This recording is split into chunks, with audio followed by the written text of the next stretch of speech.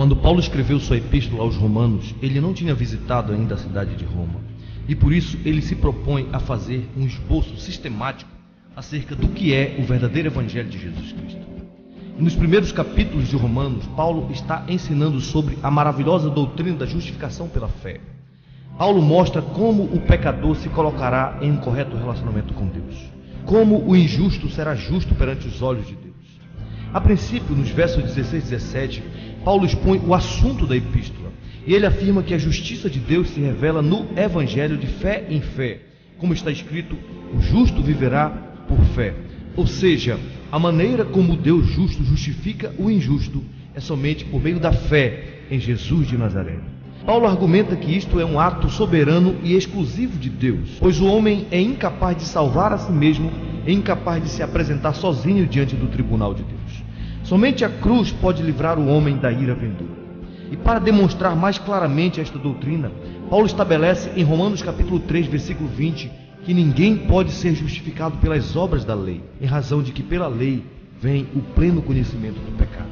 E para provar esta declaração, Paulo se propõe a mostrar que toda a humanidade, não somente os gentios depravados, mas também os judeus que se consideravam justos diante de Deus, estão debaixo do pecado e, consequentemente, debaixo da justa condenação da lei de Deus.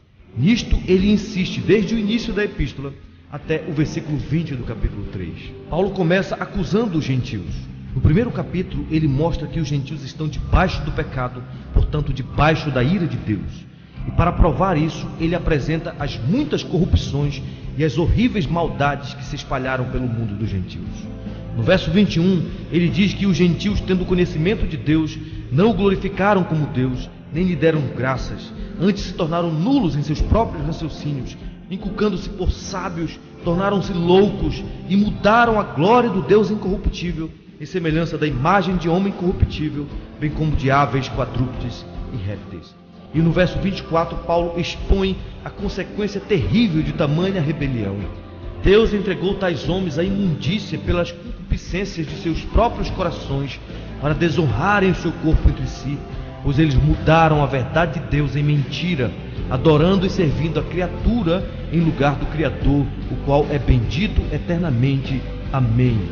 Deus entregou os homens às paixões infames.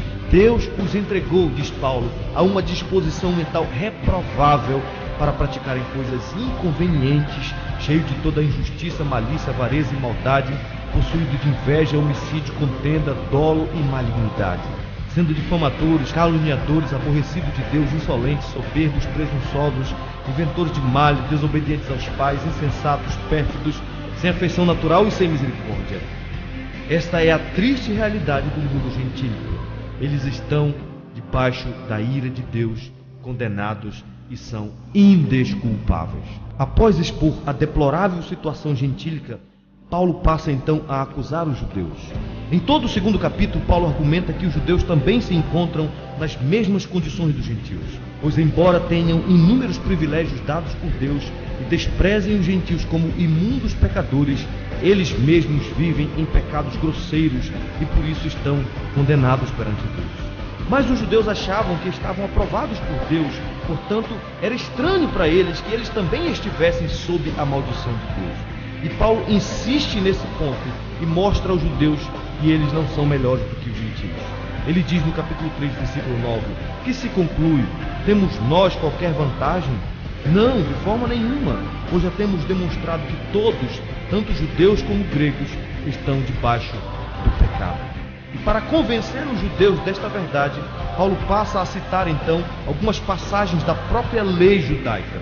Do verso 10 ao verso 19 do capítulo 3, Paulo cita as Escrituras e com estas passagens ele prova que toda a humanidade é corrupta e impura desde o topo da cabeça até as solas dos pés, e isso em um grau desesperador.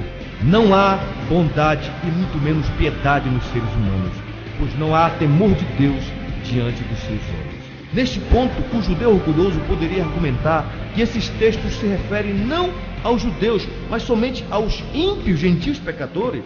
Mas Paulo se adianta então e mostra no verso 19 que estas passagens se referem sim, especialmente àqueles que vivem debaixo do regime da lei, ou seja, aos judeus e não aos gentios, pois tudo o que a lei diz, aos que vivem na lei o diz, para que se cale toda a boca e todo mundo seja culpável perante Deus.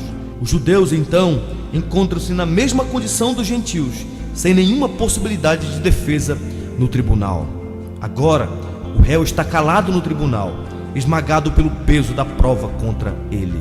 Assim, Paulo prova que a lei encerra todos os homens numa universal e desesperada impiedade, para que se cale toda a boca e todo mundo seja culpável perante ele. Tanto os judeus como os gentios estão condenados. Sendo assim, nenhum homem pode ser justificado diante de Deus pelas obras da lei, pois o objetivo da lei é apenas denunciar o pecado e mostrar ao pecador a absoluta necessidade de um redentor. E aqui Paulo prepara o caminho então para o estabelecimento da grande doutrina da justificação somente pela fé. E é sobre isso que ele passa a argumentar a partir do versículo 21. No restante do capítulo 3, Paulo passa a mostrar a maneira como Deus justo justifica o injusto. E ele argumenta então que fora de Cristo não existe possibilidade nenhuma de salvação e não há como escapar do juízo de Deus, pois sem um mediador a raça humana caminha para a condenação eterna, porque todos pecaram e carecem da glória de Deus.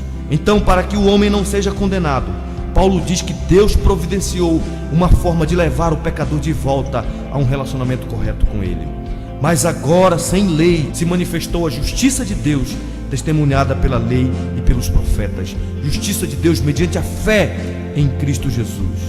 Mas aqui entra então um grande problema que somente Deus poderia resolver. Deus é justo, a humanidade é criminosa.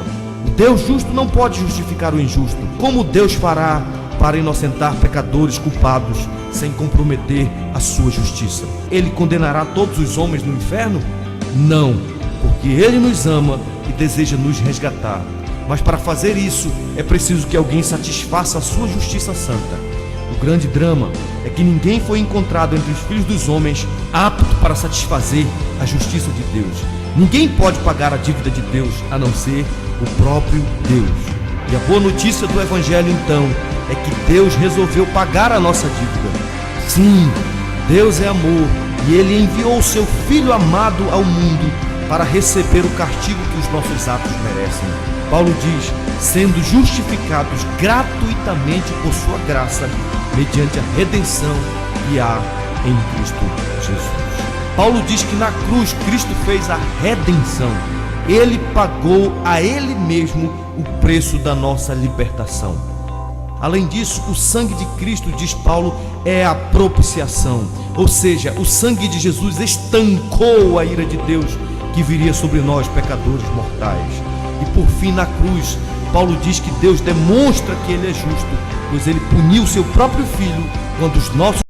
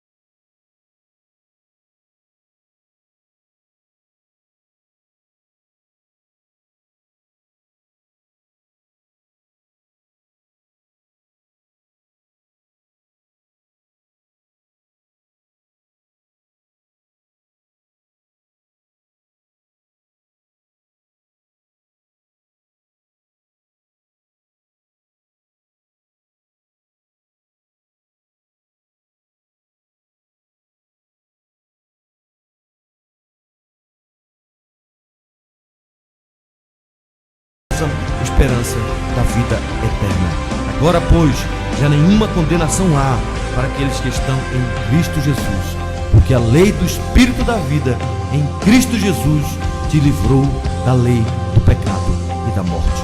Este é o verdadeiro Evangelho de nosso Senhor Jesus Cristo.